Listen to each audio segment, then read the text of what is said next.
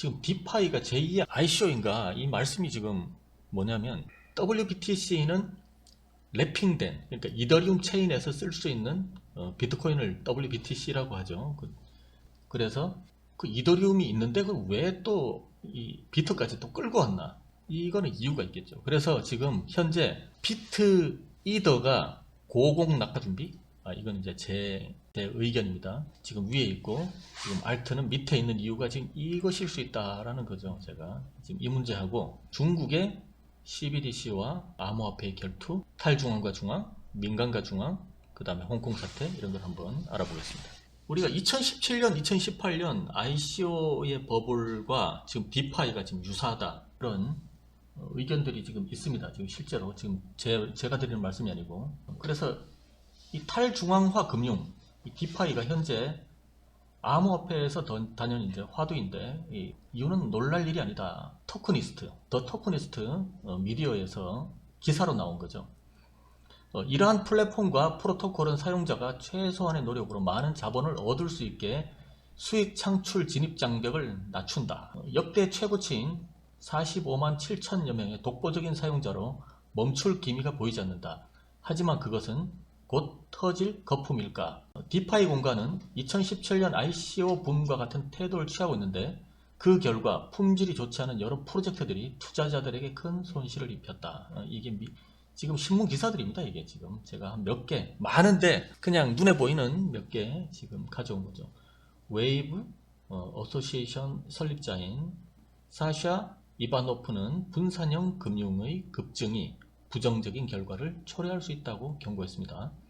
이바노프는 트윗에서 디파이를 2017년 ICO 열풍과 비교하면서 디파이에서 새로운 ICO 버블을 만들지 말자라고 언급했다. 새로운 버블이다 이거죠. 디파이가 종래에 ICO 같은 그런 분위기로 갈 수가 있다. 그래서 디파이는 세상을 바꿀 혁신인가 아니면 곧 터질 거품인가? 디파이 붐과 ICO 버블을 비교해봐라. 이런 게 이제 크립토 데일리에 나왔던 얘기죠. 그리고 결론적으로 디파이는 많은 잠재력을 가지고 있지만 여러 면에서 ICO와 유사하다. 이게 AMB 크립토 뭐 이렇게 몇 개 있는데 여기서 이제 에버그린님에게 또 디파이조차도 지금 이제 모르시는 분들도 있어요.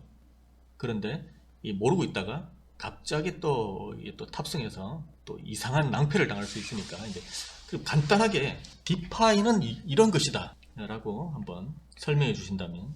이게 개념이 좀 복잡하고 와닿지 않을 수도 있어요. 근데 그냥 간단하게 생각하셔서요. 그러니까 최초의 디파이 같은 경우는 이더리움을, 여러분들이 가지고 계신 이더리움을 다른 코인과 맞바꿀 수 있게 만든 시스템을 디파이라고 보시면 돼요. 그 중에 하나입니다. 예, 근데 가장 큰 영역을 차지한 게 바로 저 시스템입니다. 근데 이걸 이제 하나의 탈중앙 금융이라는 그런 아주 좀 그럴듯한 이름으로 좀 포장을 해놓은 게 있는데, 이게 왜 ICO 2017년, 16년대부터 또 유행했지만 18년대까지 간 다음에 지금 사라졌죠. ICO라는 단어를 쓰면 이제 사람들이 되게 부정적이에요. 왜냐면 뭔가 100배, 1000배 가는 로또고, 10배, 100배라고 할까요? 10배, 100배 가는 로또인 그런 인식들. 그래서 ICO를 받아서, 그러니까 그것도 마찬가지잖아요. 이더리움을 넣어서, 보통 이더리움을 모금해가지고 코인을 받는 형식이었고, 그렇게 해서 상장을 한 펌핑을 먹고 나오는 식으로 했던 건데, 워낙 ICO라는 것이 좀 부정적이다 보니까 저 디파이라는 이름으로 좀 갈아치운 거죠. 갈아탔다. 예, 갈아탄 거죠. 그러니까 약간은 다르긴 한데, 이제 흔히들 많이 들어보셨을 거예요. 메이커 다오라고 많이 들어보셨을 겁니다. 그리고 다이 토큰이라고 들어보셨을 건데, 저걸로 원래 이제 생겨난 거죠. 저게 저 프로젝트가 좀 생긴 지는 좀 됐습니다. 17년대부터 좀 생겼었는데 많은 또 유명한 투자자들도 투자를 했었고, 근데 저게 요즘 빛을 발했던 겁니다. 원래 있었던 건데, 다이라는 게 17년대부터 연말부터 있었어요. 근데 18년대 조용하다가 이제 다른 형태로 등장했다고 저는 그렇게 봅니다. 그러니까 다른 형태의 ICO라고 보시면 됩니다. 아직 상장되지 않은 코인들을 내가 얻을 수 있는 방법이 없죠. 요즘 ICO도 안 하고 IEO 해가지고 거래소에서 상장한 다음에 가격을 쫙 떨어뜨리죠. 그래서 여러분들이 줍줍 해가지고 또 다른 거래 상장했을 때 하는 거, 그것도 요즘 메리트를 별로 못 느끼시죠. 그러니까 이젠 남들 상장하기 전에 내가 좀 먼저 코인을 쟁취해서 상장했을 때 그 상장발로 좀 내가 몇 배를 먹겠다, 이제 그런 목적으로 많이 디파이가 유행을 했었죠. 그래서 많이들 들어는 보셨을 거예요. 그리고 저게 마치 로또인 양 인식이 됐는데 그래서 거품이 많이 쌓였었죠. 이제 이더리움으로 주로 전력 공급이 거의 이더리움 밥을 먹었었죠. 저희 디파이가. 지금 예. 현재 가장 문제가 되는 게 뭐냐면 예. ICO 때도 이더리움으로 네네네네. 현금처럼 받는다는 거죠. 예, 예, 맞습니다. 어떤 회사가 그러니까 우리가 ICO 때 겪었던 거를 좀 떠올리지 못하는 게 어떤 회사가 주식 예. 상장처럼 토큰을 주고 네. 개인들한테 토큰을 나눠주고 네. 그 대신 회사로 이더리움을 받았던 거죠. 이제. 네네네. 그 맞습니다. 이더리움을 받았는데 이게 이제 이더리움이 장이 폭락을 하니까 네. 망하는 거죠. 그 회사도 현금화해야 되니까 더 회사도 팔아버리니까 현금화를 해야 되니까 예, 예. 또 던지는 거죠. 이더가 그때 이래서 10만 원 이더가 아래로 난리 예, 예. 났었다는 얘기죠. 가속화됐죠. 그때 하락이 더 가속화됐던 거죠. 그러니까 지금도 이 하락 가속화에 대한 이야기를 아무도 안 하고 디파이의 그런 긍정적인 면만 기사가 자꾸 쏟아져 나오다 보니까 사람들은 아, 나 디파이 해야 되나 이제 이렇게 되는 거예요. 근데 사실 별게 아니거든요. 그냥 저거 새로운 코인을 맞바꾸는 게 저 메인이고요. 그 위에 뭐 랜딩, 파밍 뭐 이런 것들이 있는데 그건 약간 서브 부차적인 거고 저는 파밍은 좀 추천하지 않습니다. 뭐 이자 받는 거 있는데 그거 이자는 변동률이 뭐 맨날 변동이 되고 이러기 때문에 그거 뭐 현재 공시된 이자를 보고 덤벼드시다가는 낭패를 보시기 마련이고 지금 이더리움 자체로도 전력 공급이 이제 충분치 않다 보니까 갑자기 WBTC가 생긴 거예요. WBTC의 저 앞에 W라는 것은 웹인데 여러분 그 주방에 가시면 있는 그 랩 있잖아요. 그겁니다. 바로 감싸다라는 뜻인데 BTC를 감싼다. 그러니까 이제 비트코인 갖고 오라는 거죠. 여러분 비트코인 갖고 오면 우린 WBTC 1비트코인과 동등한 가치를 지니는 WBTC라는 코인으로 드릴게요. 그럼 여러분 이 WBTC라는 코인 가지고 이더리움 그 디파이 세계에 있는 코인과 여러분 맞바꾸세요. 그래서 여러분들 가치를 한번 창출해 보세요라는 건데 뭔가 되게 긍정적인 것 같죠. 근데 저 WBTC 작가님 저기 어디서 만든지 아십니까? 저게 바로 그 거래소 비트고라는 거래소인데 이 비트고라는 데가 또 어디냐면은 저기서 만든 거예요. 저 WBTC가 최근에 그 페이팔로 되게 유명해졌잖아요. 페이팔이 암호화폐 지원한다고 되게 유명해졌고 페이팔이 거래소를 인수할 것이다라고 검토 중이다. 그 중에 하나가 비트고지, 그 이게. 비트고예요. 그래서 이렇게 지금 연결이 되는 겁니다. 지금 뭔가 약간 좀 뭔가 보이지 않습니까 그래서 지금? 비트가 네, 이더가 비트까지 엮어서 지금 디파이계를 네. 지금 장난질을 하고 있다. 그러니까 작가님의 그 비트와 이더의 하락 관점에서 쳐다봤을 때 이건 과연 우연인가라는 생각도 사실 들어요. 아까도 되게 놀랬던 게 이더 혼자 죽을 수도 있어요. 근데 지금 왜 비트를 랩비트C로 해가지고 왜 저렇게 끌고 오냐는 거죠. 저게 지금 디파이 순위로 지금 3등 정도 하고 있어요. 그러니까 지금 잠겨있는 물량으로 WBTC로 잠겨있는 물량이 US 달러 가치로 했을 때 한 16억 7천만 달러 정도 그 정도 되기 때문에 지금 서서히 늘고 있거든요. 저기 이제 원래 하위권이 있던 건데 3위로 지금 치고 올랐습니다. 1등이 유니스왑, 2등이 메이커다오거든요. 그러니까 지금 봤을 때 아 이게 뭐 하는 건가? 저게 진짜 잠깐 재밌는 부분이 현재 저 WBTC가 이제 비트코인에 있는 가치를 WBTC로 바꿔서 이제 저 디파이 세계로 끌고 올 수 있다는 이 사실 하나로요. 상승론적 관점으로 해석할 수 있고 하락론적 관점으로 해석할 수 있다는 게 되게 웃깁니다. 왜냐면 그렇죠. 방금 우리가 얘기했던 하락론적 관점인데 상승론적 관점에서는 지금 어떻게 자, 얘기하고 그러면 있나요? 상승론적 관점을 한번 들어보겠습니다. 상승론적 관점에서는 이제 이렇게 얘기하죠. 봐라, 비트코인이라는 것이 이제 WBTC로 잠겨버린다. 따라서 그렇죠. 이제 없어진다. 실제 마켓에 유동되고 있는 비트코인이 점점 줄어들고 있다. 그러므로 이거는 상승각이다. 봐라, 뭐 이제면서 이제 또 그 전에 있었던 거 기관들이 매집하고 있다면서 스토리를 아니 근데 넣은 거죠. 그때 2017년에도 예. 똑같은 이더리움의 그 얘기가 있었어요. 그래서 이더리움의 가치가 오른다고. 그러니까 이게 양날의 이더리움이 검이죠. 예. 그 스테이킹 개념에 네네네. 저기 뭐야 노드들한테 네. 1000개를 갖다가 락킹 시키고 네네. 그 이자를 받는다라는 게 이제 처음 이게 디파이 같은 이런 네. 금융의 처음 시작을 그때 공부를 피고 있었죠. 그리고 이제 2.0 나오면서 또 32개 뭐 그런 말도 나오고 그렇죠. 있고. 이제 나중에는 이제 뭐 30개까지도 한다. 그런 얘기만 무쌍하다가 그건 안 하고 네. 이더리움으로 이 짓을 한 거예요. 그러니까 이더리움 하나 가지고는 성에 안 차니까 네. 수 없는 잡것들을 만들어 가지고 네. 지금 다 엮어 버렸다는 거죠. 그때는 ICO로 많이 엮었고 네네네. 이번에는 디파이로 지금 엮어놨다는 거죠. 그래서 이게 그때도 락킹이 되면 노드들이 락킹을 하게 되면 네. 이더리움이 시장이 부족하게 되니까 그래서 상승하지 않겠느냐라는 그게 뭐 엄청 많았었죠. 지금도 똑같죠. 똑같죠 지금. 이게 양날의 검이죠. 그러니까 이렇게 될 수도 있고 저렇게 될 수 있는 건데 근데 결국은 하락을 했어요. 뭔가 하나 탁 건드려서 무너지면은 건드리면 작살이 나는 거죠. 그러니까요. 지금도 마찬가지죠. 지금도 많은 곳에서 디파이에 대한 좋은 얘기밖에 없죠. 그리고 디파이를 안 하면 바보같이 되느냐, 왜 기회를 놓치냐, 이런 식으로 방송하는 데도 좀 많고 그렇습니다. 근데 이게 왜 근데 안 좋은 쪽을 얘기를 안 해요. 이게 웃긴 게 뭐가 하나 잘못되면 무너지는 사실을 왜 얘기를 안 하고 예를 들어 이더리움의 가치가 떨어지면 사람들은 다 출금하려고 할 텐데 다 이더로 바꾸고 이제 엑시트를 하려고 할 텐데 네. 왜 그거에 대한 그런 건 얘기 안 하고 상승한 것만 다 얘기를 하느냐. 그게 지금 문제라는 거죠. 이게 또 디파이 세계가 예, 예. 또 복잡하잖아요. 또 어디로 만약에 스테이킹을 또 하고 여기서 또 뭘 스테이킹을 또 네, 하고 그러면은 이게 막 물려 있어 그게 이게. 바로 출금이 또 안 예? 돼요. 며칠 뒤에 출금하고 그러면 이런단 말이에요. 아 이거 방송 언어로 쓰면 안 되겠네.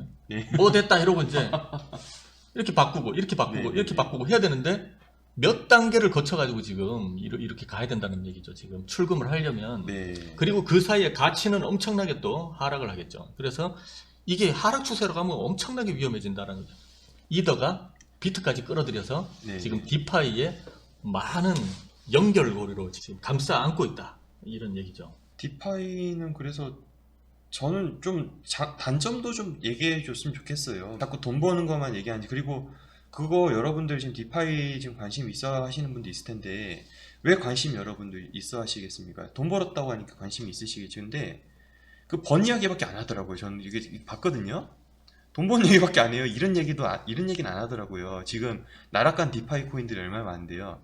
근데 그거를 얘기하는 게 폭탄 돌리기인데 이게 결국에는 왜냐면 제한된 이더리움 안에서의 그 세계 안에서 결국에는 폭탄을 돌려야 되기 때문에 여기는 좀 약간 궁 떠버리면은 돈을 잃어버리십니다. 그래서 디파이는 장기 투자 안목을 가지고 계신 분들, 그런 포지션 가지고 계신 분들 같은 경우는 저는 사실 추천드리진 않습니다. 또 뭐 디파이 안 하고요. 저기 이거 유명했죠. 이게 예, 스시 한번 예, 볼게요. 이런 거. 이 차트 한번 보시면 지금 디파이가 거의 대부분 나락으로 가 있어요. 벌써 뭘 볼까요? 바이낸스. 그러니까 왜 자꾸 또 나락간 거 좋은 얘기 하냐면요. 저희 물려있는 분들이 많기 때문에 또 그분들도 탈출해야 되니까 자꾸 좋은 얘기밖에 할 수 없는 거예요, 지금. 자, 이게 지금 대표적인 겁니다. 스시인데 지금 0이 여기에요. 여기. 좋다 했는지 왜 좋은 게 왜 글로 가냐고요. 그러니까. 이렇게 있냐고요. 근데 김치도 있죠, 이거 다음에. 지금 이게 거의 SQQQ 지금 차트인데 이거. 뭐 올라가나요, 이거는? 이제 떡상 하나 이제 이게 가장 큰 문제가 전 그거라고 생각해요. 근본적인 그런 가치에 대한 이야기가 없이 단순히 그냥 뭐 이자 얼마 준다더니 확 몰려 들어가니까 또 펌핑하고 이러니까 이런 식이니까.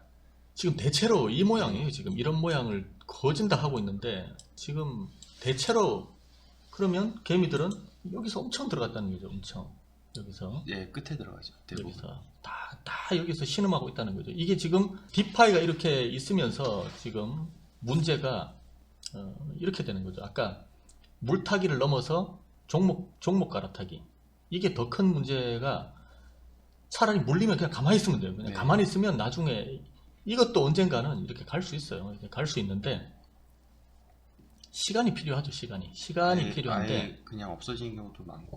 뭐 예. 꿀떡꿀떡 거리다가 가겠죠. 근데 이 종목을 존버하는데도 존버 비용이 필요하다. 이거 같이- 들고 있는 것도 예. 정말 비용이에요. 비용. 맨날 고통당하는 비용이 필요하죠. 이거. 적어도 가치 있다는 코인의 가정 하에 그게 가치가 있는 그렇죠. 존버의 가치가 있는 거지. 근데 지금 예. 이게 뭐 시스템 붕괴가 되면 저는 그 무시무시한 얘기지만 주식하고 코인은 많이 사라집니다. 상폐됩니다. 상폐를 넘어 코인은 그냥 작살나요. 왜냐하면 이거는 지금도 체인을 포기한 체인들이 나타나고 있어요. 많이. 네.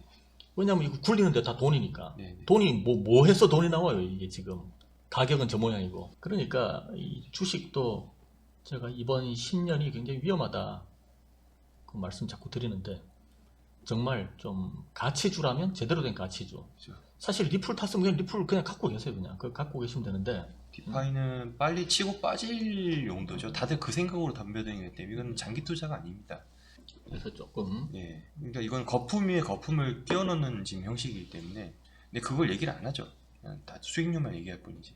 그리고 좀 지나서도 손을 대실 수가 있어요. 왜냐하면 예. 이 중에 또 뭔가 하나 또 튀어오르는 뭔가 딱 확 끌어올 이게 끌림이 있으니까. 네, 뭔가 끌어당길 수 있어요. 그래서 미리 제가 좀 조심하시라고 네. 말씀드리는 겁니다. 네, 맞습니다. 백 선생님. 개미들 좋으라고 나간 시스템 만들 리가 없죠. 맞습니다. 네네. 저 세상 차트. 나 블루님, 비트만 올라간 이유가 비트 폭락으로 대규모 코인 상패를 만들려는 것과 상상되었습니다. 상패 꼭 많이 될 겁니다. 만약에 이대로 상승하면 모르지만 다시 말씀드리지만 차트로 상승한다, 하락한다 이거 맞출 수 없습니다. 지금 제가 에버그린님과 말씀드리는 것은 대비와 관리 관점입니다. 이게 관리. 사실 저는 바이빗에 아직 비트가 있어요. 저 비트 가지고 있어요? 아직 있어요. 비트.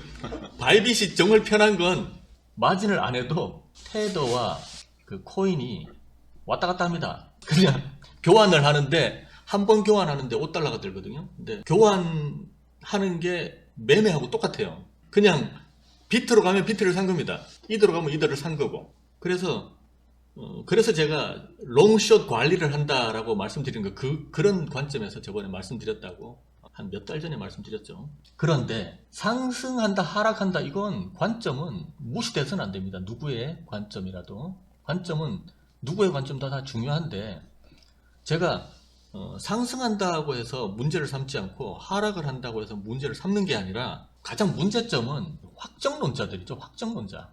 옛날에는 더 심했어요. 엄청 이번 달에 안 오르면은 내 손에 장을 지진다. 이런 식으로까지도 얘기했었으니까.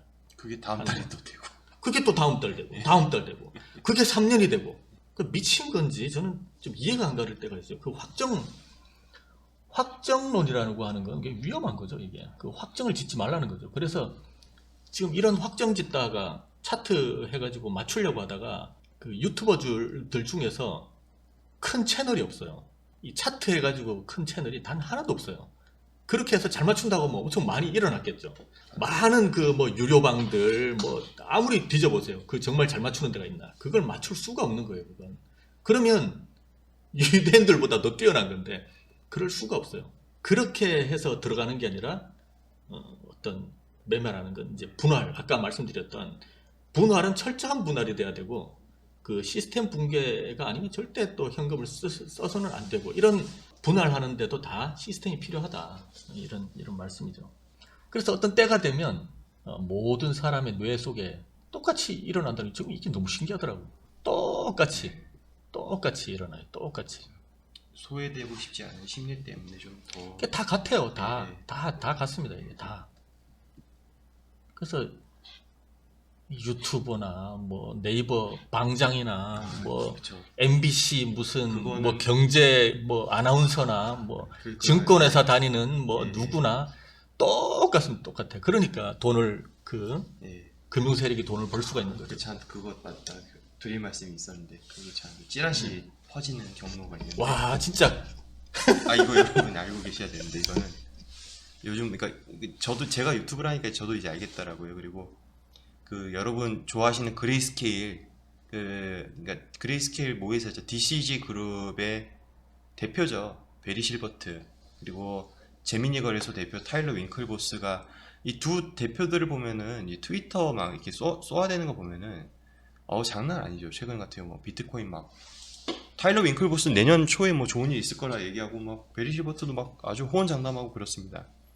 근데 제가 보기에는 그들이 이제 세력이잖아요. 그 밖에도 이제 이들도 트위터 이렇게 올려놓고 보니까 알겠는 거예요. 왜냐면 그거 가지고 해외 유튜버들도 그거 가지고 특종이 돼가지고 트위터에 있는 내용 다 따와가지고 방송을 하거든요. 그럼 여러분한테 이게 전파가 돼요. 경로가. 그리고 아니면 그들도 매스미디어 다 가지고 있죠. 예를 들어서 DCG 그룹 같은 경우 코인데스크를 가지고 있잖아요. 그러니까 코인데스크 언론을 뿌려버리는 거예요. 그러면 그거 가지고 또 사람들 읽고 퍼뜨리고. 그러니까 이 유통 경로를 제가 보기엔 다 파악했어요. 그리고 트위터의 그 힘을 이미 다 간파한 것 같습니다. 이거 딱 보니 봐라? 얘네들 유튜브 만들어서 퍼뜨리네? 안 거죠. 저 같아도 알겠더라고요. 보니까. 제가 이거 예. 만들어놨어요. 이미.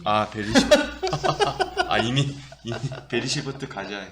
그게 구조가 있어요. 근데 그러니까 그걸 갖다가 고지것대로 이제 해석을 해가지고 호재거리라고 얘기하는 것 자체가 아주 그거는 이제 좀 한번 좀 신중했어야 되는데 바로 네. 퍼나르는 게 잘못이죠. 베리 실버트 아저씨가 꿈과 희망을 여러분들에게 드린답니다.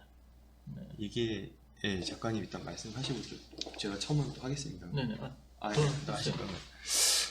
아, 이게 좀 하나 아셔야 될 게 그레이스케일 자산운용 해가지고 요즘 막 그 데일리 레포트 아시죠? 그들의 포트폴리오 해가지고 막 뭐 GBTC로 트러스트로 받잖아요. 그러니까 뭐 10몇 불짜리 받은 다음에 그거를 그 친구들은 샀으면은 반드시 비트코인을 매수를 해야 돼요. 자, 그러면 우리가 여태까지 착각하고 있었던 게 뭐냐면요. 저한테도 저 에버그린 고문이 계십니다. 저한테도 또 저한테 알려주시는 분이 계시거든요. 그분도 또 알려주시는데 이게 트러스트 개념이기 때문에 사실 그레이스케일의 돈이 아닙니다. 누구의 돈이냐면 그레이스케일한테 그 트러스트 그 펀드 그걸 구매하는 그 구매자들의 돈이에요. 그게. 근데 우리들은 마치 그레이스케일이 비트코인을 매수하고 있다 라고 지금 생각하는 거죠. 이게 지금 왜 자꾸 그레이스케일이 매주 뭐 지금 몇천 개씩 비트코인을 매수하고 있냐. 왜 그 매수할 수밖에 없는 게 고객들이 사겠다고 하기 때문에 매수를 할 수밖에 없어요. 그들은. 그러니까 지금 이 트러스트의 개념을 지금 모르는 상태에서 우리들은 지금 가장 덩치가 크잖아요. VC 중에서는. 그러니까 지금 많이 사고 있다 이런데 사실 이걸 잘 알려주셨어야 돼요. 이거를 지금 너무 많이 퍼진 상태에서 지금 되돌릴 수가 없습니다. 그레이스케일에 대해서. 저게 45만 6,537개. 저게 과연 누구 거냐는 거죠. 저게 그레이스케일 게 아닙니다. 뭐 마이크로 스트래테지? 저것도 고객들 돈이겠죠. 운영하고 일부가. 자기네 돈 전부가 아니겠죠. 이게 양면성이 존재한다는 거 항상 그건 인지는 하셔야 된다는 거죠. 그게 매도세가 만약에 시작돼 버리면 진짜 이것도 거침없을 겁니다. 왜냐면 펀드 수익률이 매번 계속 플러스가 될 수가 없거든요. 우리 여러분 주식 펀드 해보셨겠지만은 어떤 날은 뭐 6개월치는 플러스인데 또 1년치 보면 또 마이너스고 막 그래요. 이게 그러니까 정답은 아니다. 오히려 그래 그레이스케일보다 더 많이 가지고 있는 세력들이 있죠. 그걸 보셔야 되죠. 이것보다 훨씬 더 크죠. 제가 예전에 정리를 해서 한번 만든 적이 있었는데 거래소입니다. 거래소. 예, 거래소가 사실은 더 많이 가지고 있고 그들의 그 매도세가 만약에 높아진다면 그것도 지금 감당이 한 되죠. 토탈 해가지고 그렇게 기관들이라고 하는 그 작자들이 지금 한 70만 넘었더라고. 70 몇만. 그게 이제 거래소 제외했을 때 그거고 그 한 4% 정도? 그러니까 시중이 그러니까 전체 발행량 기준으로 했을 때 2,100만 개의 기준으로 했을 때 한 4% 정도 되고 3점 몇 %일 겁니다 아마. 근데 현재 발행된 그 비트코인의 그 채굴된 비트코인의 양이 1,850만 개고 유실된 것도 좀 따져줘야 되거든요. 한 1,400만 개 정도 따졌을 때 그 기준으로 따졌을 때는 이 그레이스케일을 포함한 뭐 마이크로 스트래테지, 마이크 노보그라치 가지고 있는 뭐 갤럭시 디지털 이런 것들, 뭐 트위터 CEO 가지고 있는 또 그 스퀘어 뭐 이런 것들 있지 않습니까? 그걸 다 따져놓으면 한 4% 정도 시중 유통되고 있는 것들 기준으로 했을 때 한 4% 정도 아직은 적다라고는 말씀을 드릴 수 있겠네요. 근데 더 많이 가지고 있는 것들은 이제 거래소고 개인 홀더 물량 그리고 아까 뭐 보셨듯이 뭐 다크웹 아까 나왔던 것들 이런 개인 이 홀딩 물량도 무시 못하거든요. 근데 제가 보기엔 거래소가 더 초점이 가야 되는데 요즘 이쪽으로 너무 초점이 간 것 같아요. 보니까. 자, 언론과 예. 금융을 장악한 그들의 친절한 배려가 있습니다.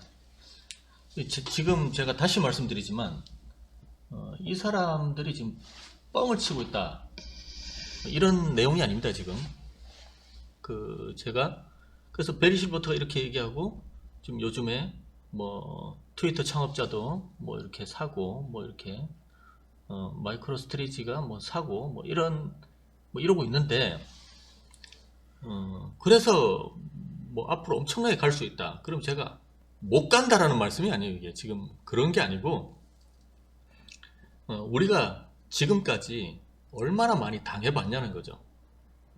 우리가 지금까지 몇 년 동안 암호화폐 지금 한국에 있는 암호화폐 사람들이 지금 가장 많이 지금 처절하게 당하고 있는데 그 당했던 것을 또 하니까 기관 얘기도 그때도 뭐 엄청 나왔었죠. 2018년 말에도 그렇게 나오다가 갑자기 그냥 쏟아버리고 그랬던 것들이 있으니까 한번 네.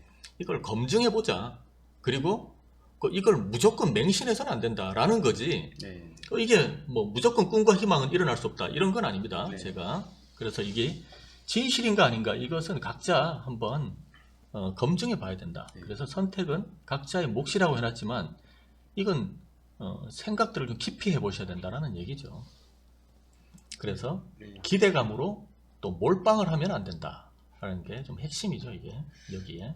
또 기관들이 이렇게 많이 매집한 거는 사실이긴 하니까요. 또 지금 추세가 마이크로 스트래테지가 최근에 발표했던 그 보고서를 봤을 때도 자기네들 기업에서 운영했을 때 3년간의 영업이익과 그리고 최근에 비트코인 수익률을 비교했을 때 비트코인 수익률이 더 좋더라 이걸 한번 딱 내놓으니까 다른 데도 기업들도 아씨 현금 보유하고 있는데 달러 가치 하락하는데 어떡하지 해칭을 해야 되니까 마이크로 스트래테지가 이런 얘기를 하니까 이제 따라서 약간 좀 매수하는 것도 좀 없잖아 있습니다. 지금 상황이 보니까.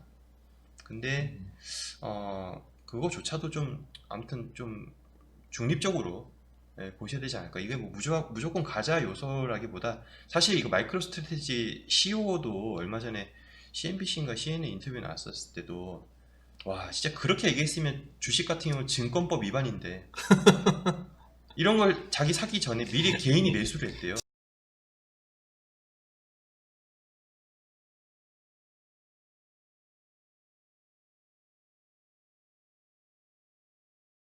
중국 얘기가 좀 어마무시한 것 같아요. 요즘에 지금 처음에 나타났던 게 뭐 중국 말고도 지금 미국하고 러시아 뭐 있지만 지금 중국은 조금 빠듯해요. 지금 얘기가 제가 요즘에 커뮤니티 창에 뉴스를 띄울 때 조금 부정적인 뉴스를 띄우는 것 같은데 그게 바로 지금 칡렁쿨이 하나 발견되니까 이 칡렁쿨에 대한 지금 기사가 조금 많아지고 있는 거죠. 근데 이 칡렁쿨이 중국 규제에 대한 어떤 문제가 떠오르고 있다는 거죠. 그래서 에버그린 님도 네. 그런 생각을 한번 말씀해 주시면 어떤 중국의 전체적인 내용과 홍콩으로 넘어가는 네. 그 어떤 그런 내용들. 최근에 이제 OKX 그 사건부터 시작해서 그리고 후오비 어제 일이었죠. 그런 과정을 겪고 그리고 또 홍콩까지 또 탁 쳐버리니까 지금 홍콩으로 또 규제하겠다 이러니까 이제 이들이 이제 중국 규제 같은 경우는 우리가 이제 이런 사건을 겪으니까 바로 떠오르는 게 바로 2017년이라는 거죠. 네. 예. 그 바이낸스도 또 떴어요. 바이낸스도 또 떠가지고 예. 이제 확실하게 바이낸스 네가 미국 바이낸스는 이제 미국에서도 미국 법인이죠. 예. 그래서 지금 예. 이 얘기가 지금 너희가 미국 회사를 만들었는데 이게 미국 법인을 딱 만들어 가지고 규제 기관의 어떤 시선을 분산시키고 미국 시민들을 그 이상한 데다가 너희들이 만든 다른 나라에다 만든 그 거래소들에 자꾸 이게 팔아먹는 거 아니냐 그쵸. 그런 얘기를 자꾸 한단 말이에요 이제. 이거를 좀 이해를 하시려면 여러분 그건 알고 계셔야 돼요. 왜냐면 한국에 계시는 분들이 제가 보기엔 대부분이실 거예요. 그리고 미국에 계신 분들이 아주 제가 한두 분 정도 되실 것 같은데 한국에 계실 땐 잘 모르실 거예요. 바이낸스를 들어가시면 많은 코인들이 상장돼 있기 때문에 뭐 어차피 탈중앙화 세계 뭐 다 그냥 미국 할 수 있는 거 아니야 생각하시겠지만 원칙적으로요. 미국 땅에서 바이낸스를 접속했을 때는요. 바이낸스 US로밖에 접속을 못합니다. 우리가 알고 있는 바이낸스 글로벌 많은 코인들이 상장되어 있는 바이낸스를 접속하지 못합니다. 미국인들은요. 바이낸스 US에 상장되어 있는 코인밖에 사지 못합니다. 거기 들어가면은 진짜 거래량도 없고요. 상장되어 있는 코인도 별로 없습니다. 그러니까 거의 이용을 안 한다고 보시면 돼요. 그거를. 그러니까 지금 하나의 바이낸스 측에서 독립된 법이라고 하죠. 마치 우리나라 바이낸스 코리아 나왔을 때도 참뽕차고 손절했듯이 한국하고 상관없다. 왜 자꾸 그런 얘기를 하냐면은 이게 커넥션이 미국하고 그러니까 미국 그 법인하고 바이낸스 몰타에 현재 있는 바이낸스와의 뭔가 그 이익관계 커넥션이 있어버리면은 바로 바이낸스 본사 미국의 조사를 받아야 됩니다. 근데 지금 그렇게 하지 않으려고 독립된 법인에서 얼마 전에도 바로 포브스 기사 나왔을 때 바이낸스 사장, US 사장이 나와가지고 해명을 했죠. 어떠한 이익도 우린 바이낸스 본사에 가지 않는다. 이렇게 딱 본인 입으로 얘기했는데 모르죠. 그럼 뭐 조사를 받아봐야겠는데 그러니까 아무튼 연결 지어지면 절대 안 된다는 거죠. 그럼 왜냐면 몰타에 있는 본사까지 이제 미국의 그 법에 의해서 조사를 받을 수 있기 때문에. 그 비트맥스도 비트맥스도 미국 내에서는 미국 사람들은 쓸 수가 없어요 원래. 네네. 미국 사람 쓸 수가 없는데 제가 언제 한번 실수로 VPN을 잘못 켜가지고 미국으로 해가지고 예. 메일이 왔어요. 너 안 됩니다. 당장 돈 빼라. 예. 너 계정은 이제 취소될 거다. 그래서 한 번만 봐주세요 해가지고 다시 복구됐는데 봐줬다는 게 봐줬어. 봐준다는 게 참 인간적이네요. 예, 인간적이지 않는데 한 번만 더 하면 진짜 휴머니즘이 날아간다. 예. 휴머니즘을 발휘해 주더라고요. 그래서 아, 그런 일이 있었는데 그만큼 미국 내에서는 그 암호화폐 파생 상품을 원래 쓰지는 못해요. 네네. 원래 쓰지 못하는데 규제는 근데 미국에서도 쓰지 못하는 그 거래소를 네네. 임원들은 또 잡아가던 지금 얼마 전에 OKX도 중국에서는 그 거래소를 못 쓰는데 네네네. 중국 사람은 잡아. 그죠. 예. 이게 지금 자꾸 돼가고 있는데 지금 중국이 조금 세게 나온다라는 거죠. OKX 같은 경우는 일단 본사가 거기 저기 후오비도 그렇고 일단 중국의 털을 갖고 있고 홍콩에도 지사가 있으니까 그래서 그런 것 같은데 바이낸스는 저 창봉차오 국적 자체가 캐나다 사람이잖아요 지금. 네. 그래서 아마 좀 어느 정도 좀 피하려고 그래서 아직은 덜 잡힌 것 같은데 뭐 어떤 식으로 잡겠죠? 미국이 잡든 중국이 잡든 제가 보기에는 만약에 악재가 있다. 앞으로 약재가 있을 수 있다면 제가 보기엔 바이낸스일 수도 있다. 저도 그렇게 생각하고 지금 이제 에버그린님 그 생각으로는 그 중국 내의 시장을 자꾸 압박하니까 자금이 이 암호화폐 자금이 홍콩 쪽으로 넘어갈 수 있어서 이제 홍콩을 차단하는 거 아니냐 이런 맞다. 생각을 중국 했었어요. 주문 얘기하다가 그 얘기 했는데. 네, 그래서 후오비가 지금 얻어 터졌다. 예, 맞습니다. 지금 왜냐하면 가장 결정적인 이유가 바로 그거죠. DCEP. 중국의 CBDC, 센트럴뱅크 디지털 커런시를 중국엔 디지털 커런시 일렉트릭 페이먼트라고 얘기하는데 그게 가장 크다고 봅니다. 이 해외로 자금을 유출되는 건 중국에서 원하지 않을 겁니다. 그리고 얼마 전 DCEP 일부 지역에다가 뿌려가지고 성공을 했고요.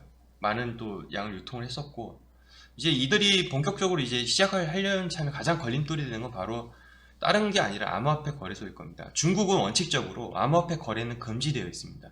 채굴은 합법이고요. 근데 이제 그 거래소가 불법이니까 가장 걸리적거리죠.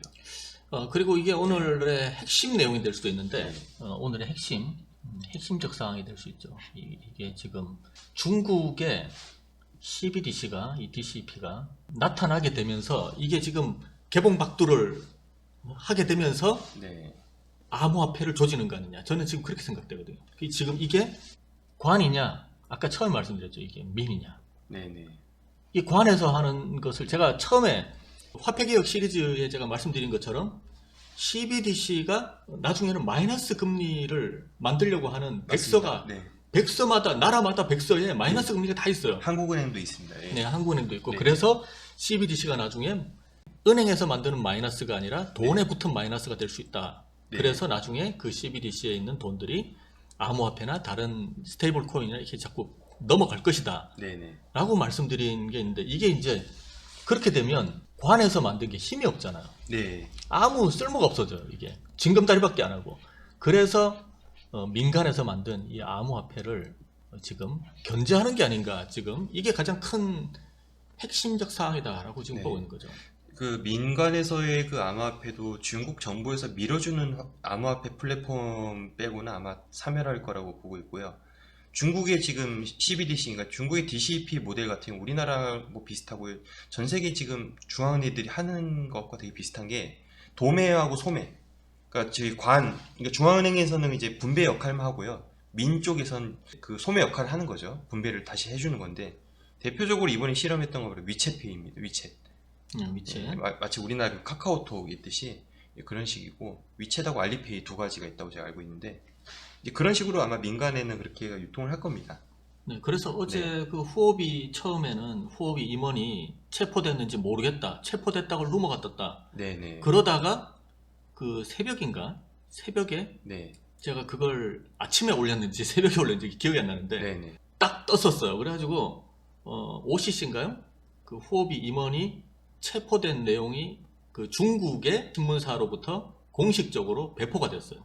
네. 그래서 야 확실히 잡는구나 라는 어떤 네. 칡뿌리가 점점 지금 모습을 나타내고 있는 거 아닌가라는 생각을 하고 있는데 그래서 암호화폐 그 거래소 중에 중국 거래소 그 다음에 파생 이게 지금 이게 잘못되면은 파생 상품까지 불똥이 튄다라는 뉴스가 있어요. 그래서 네네. 특히나 중국하고 미국과 관련된 파생 상품 거래소는 조금 위험할 수 있다. 그 조심하시라는 말씀을 드리고, 파생 상품 거래소는 어지간하면 조금 요 근래는 좀 조심하시는 게 좋겠다. 네. 그 다음에 중국 사람이 하거나 중국 거래소, 그다음 홍콩에 있는 네. 비트파이넥스. 그래서 이게 더 이렇게 나가면 테더까지 연결이 된다는 거죠. 테더. 홍콩에 이번에 홍콩 저기 테더가 좀 문제인 것 같아요. 그 비트파이넥스 거래소의 테더까지 문제가 될 수 있다. 왜냐하면 이것과 이것이 상극이죠. 상극. 예. 나중에는 다 씁니다. 다 쓰는데 이게 그런 시나리오를 만들 수 있다는 거죠. 그런 시나리오를. 테더가 결국 비트파이넥스 모여서 아이파이넥스가 만든 건데 지금 홍콩을 쳐버렸으니 이제 홍콩 입장에서 자, 황당하죠. 그래서 예. 마지막에 예. 그 뉴스가 떴던 게 예. 홍콩에는 뭐 증권이고 지랄이고 모든 암호화폐 거래를 전면 중단한다라는 지금 뉴스가 시행이 아니라 이제 시행 전이다라는 네. 네. 법령이 지금 제정이 돼서 통과가 되지 않는 상태지만 그렇게 할 거다라는 지금 뉴스가 네. 떴잖아요. 이제. 네. 그래서 지금 중국에서 홍콩으로 이동하는 모든 자금 라인을 통제하는 것 아니냐라는 게 오늘의